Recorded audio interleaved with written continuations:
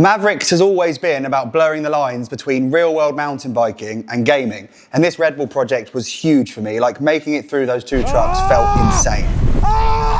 So we wanted to give players the opportunity to feel this for themselves. So how did we do it? Firstly, we needed a location. We've got authentic Welsh roads. They're all pretty twisty and windy, but we needed a straight piece of road, ideally with a hill next to it, because you don't have an Audi RSQ8 to tow you into full speed in the game.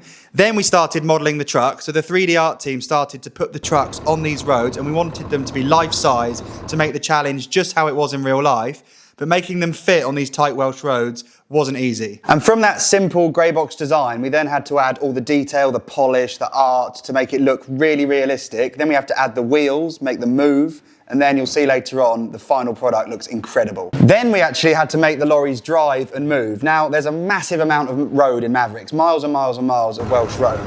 And once we found the crossing point, there was some things to think about, right? Initially, we had a rigid cab. The whole truck moved as one, which we found made it really difficult. Like, the back end was swinging out and it became quite complicated on the tight roads. So we actually had to articulate the trucks properly to make them bend and wiggle so they could fit together around these tight roads, and it looks proper. So these things follow a continuous spline all around the Mavrix world, and about every 10 minutes they cross. So that, at that very moment, is your opportunity to jump. And just like for me in the project, there's about 0.8, well, there's less than 1 second to make it through both trucks. So it's a proper challenge. Once we had the area locked down to actually do the jump at a crossing point, level design, then have to go in and create a ramp, create the right angle of the ramp. It was just like how we built out the project, like, for real. You know, you have to figure out the gap for the road, the timing, the head clearance. We needed a hill because you can't get towed in.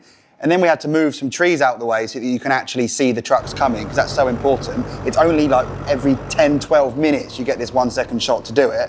So it took a long time to get the perfect conditions and the perfect crossing point for the jump. And then the last thing was to add audio, you know, like add proper sound for the trucks, which is proximity sound. So the closer they get, the louder it gets, but proper rumbling, authentic sound, which is honestly scary when they're coming at you on these roads. It's pretty terrifying in a game. Like, even though it's a game, you don't want to get run over, but I love that we've brought this entire project to life. We've activated something I've just done in real life, and I'm sat here right now at the Red Bull premiere for the film, and now in Mavrix, you can go and do the same thing.